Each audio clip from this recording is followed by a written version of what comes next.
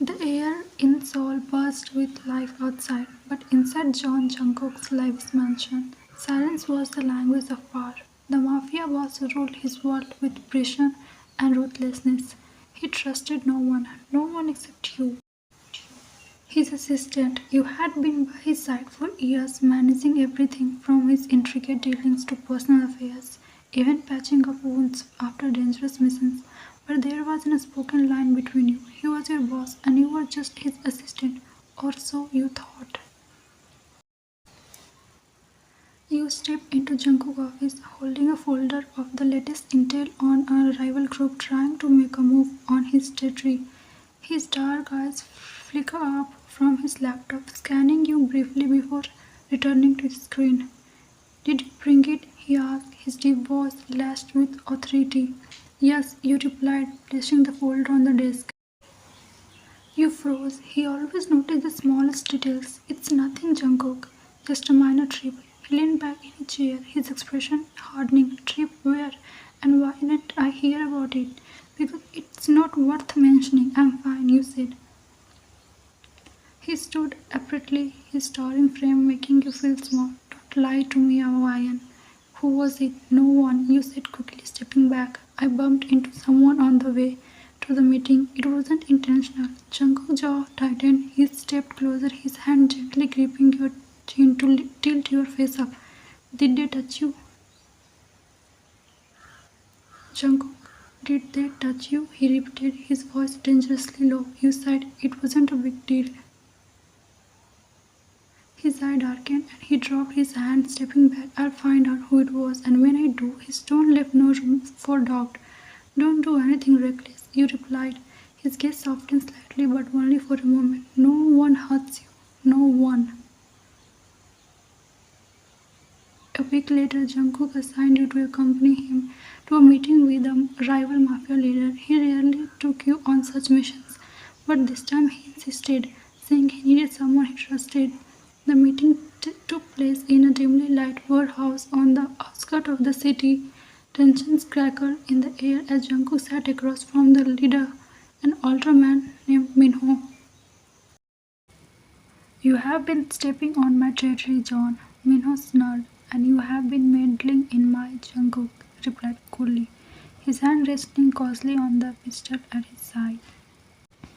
As the conversation grew more heated, you couldn't help but notice Minho's men eyeing you. Their gaze made your skin crawl, and you shifted uncomfortably. Jungkook noticed immediately. His sharp eyes flickered to you, then back to Minho. Tell your men to stop staring at her, he said, his voice like ice. Minho smiled. She's quite distraction, isn't she? Must be special if you brought her here. Before you could react, Jungkook stood, slamming his hand on the table. The sound echoed through the warehouse, silencing everyone. Say one more word about her and I'll make sure it's your last. The air grew heavy with tension, but Minho chuckled, raising his hand in mock surrender. Fine, no need to be touchy. The meeting ended shortly after, but as you walked back to the car, you couldn't shake the feeling of eyes on you. Are you okay? Jungkook asked once you were inside. Yes, you said through your hands.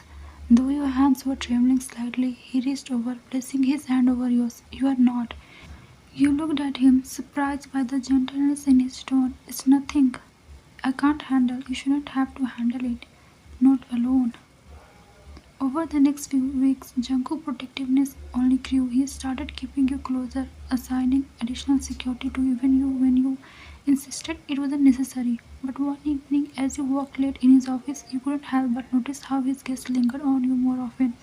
Jungkook, you said coarsely, setting down the papers you were reviewing. Why you are being so intense lately? He looked up from his laptop, his expression unreadable. What do you mean? You're treating me like I'm some kind of glass doll. Did something happen? He didn't answer immediately. Instead, he leaned back in his chair, studying you with an intensity that made your heart race. I can't lose you, he said finally. His words caught you off guard. You won't. I'm not going anywhere. You won't understand, he said, standing and walking around the desk. He stopped in front of you, his dark eyes looking into yours. You are the only thing keeping me sane in this world, Ryan. If anything happened to you, you stare at him, your heart pounding. Jungkook, I'm just your assistant. Step closer, his hand brushing against your cheek. You are so much more than that.